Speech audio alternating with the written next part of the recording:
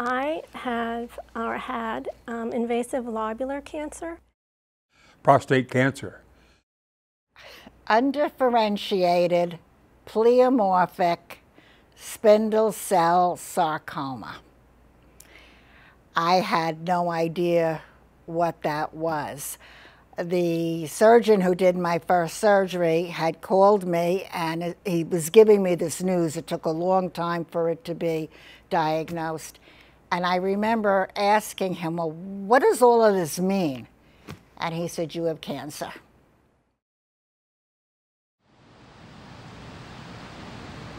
I came here because my first treatment was radiation. So that's my first step into this building. And since I stepped into this building right from the receptionist on up through all floors, I say all floors because 3 of my doctors have offices in this building. But everybody has been just super. I only have wonderful things to say about the Cancer Center here. I think the staff are fantastic. I felt very fortunate to be able to come here during my treatment. I actually came to a couple of support groups during my treatment, and the women that I met were wonderful. They really were inspiring to me, and I think helped me get through that time in my life, just hearing the other women share their stories, who some were younger than me, but it made it fun, and you realize that you can get through it. I think Diane Benfield, she's the social worker here, is wonderful. She also is very upbeat and inspiring and makes you feel that, you know, she just cares about you as the individual and wants you to be the best that you can be through this. And so I thought it was, the resources here are wonderful. I came to the Women Living with Cancer group, and by the end of the hour and a half, however long the group met for, I felt a strong sense of camaraderie with these women. Even though nobody had even heard of the type of cancer that I had, and nobody had an obvious amputation the way that I did. And so that's what brought me here for the first time. When you share stories with the same people and you follow their paths, what they're going through, the treatments that they're going through, it brings a closeness that I had not ever felt with strangers before.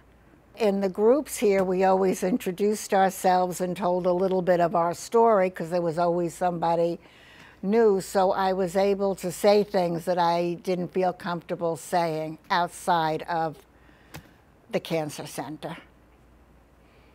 About the time I first started my radiation, 2 of the people here, one is a social worker, another one is an oncologist nurse. They told me about the meeting that once a month happens with men with prostate cancer. Everything that happens at that meeting is something that I relate to and I take home with me, and I hate to miss those prostate cancer meetings. The center became a haven.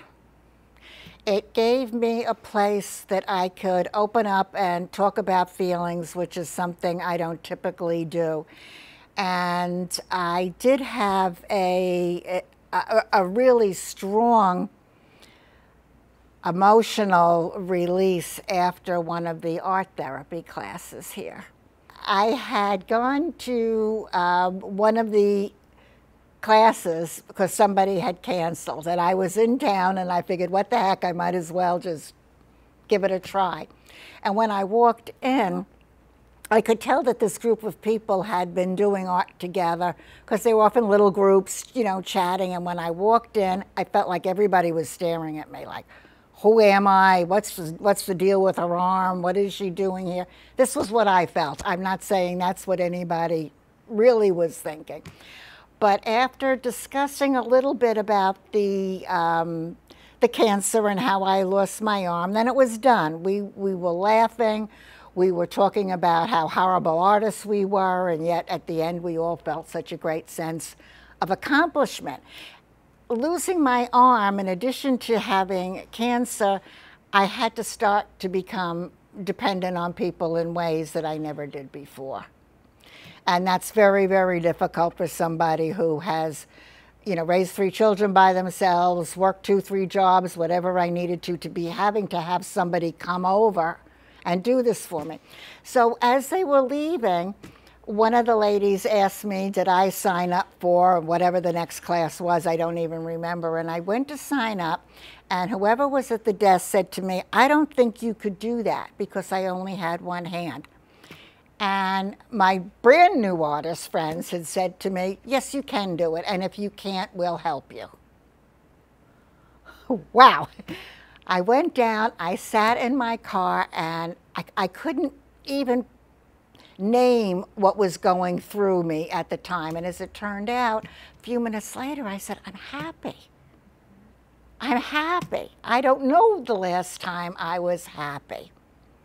And then I started to cry. It was such an emotional release, both from dealing with cancer, 6 surgeries, 118 radiations, dealing with becoming an amputee, you know, all the losses, having lost my son just a few years before that, that after that moment, I signed up for everything. I showed up for everything. When they had lecture series here, I was here. The survivorship, I was here.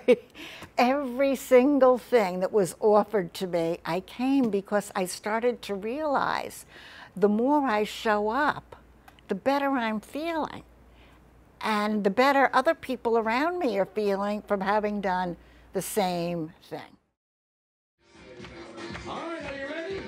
Here we go. Put your hands up. The day that I came for my follow-up appointments was the day of the Cancer Survivors Day party here in June 2019, and Dr. Wengler's nurse gave me this little apron that I could put my drains in, and actually came over, my husband and I, and had a great time at the Survivors Day party. So it was a very positive experience for what I was going through. I did have to have chemo and radiation. We also had that here. It was as best an experience I think that you could have going through that. And yes, I did lose my hair, I lost my fingernails, but it grows back, and you get through it. We said that more than once, how fortunate we are to have the care that I needed so close to home. I live 10 minutes from here, and you know, sometimes you're going to the doctor a few times a week, so it's nice to know that you're getting excellent care right here in your own community. So if you're newly diagnosed, definitely find a group. And now that they are virtual, there seem to be more groups. And the group that I'm a part of now meets weekly, where before we only met monthly. I mean, this is awesome. And when you hear other people's stories and what they've done and the struggles they've had, it kind of puts your journey in perspective. And it makes things more doable, and you're going to survive this. I really, really feel that. I've noticed all through my cancer experience here, there's one word that I really appreciate. I like to hear it, and the word is perfect. That kind of sums up how everybody here, I mean, especially in this building, all the personnel, the doctors, their nurses, their professional staff, all the staff, everybody, they know me seems like on a first name basis, and I'm very happy to be coming here. They've made my cancer experience just right.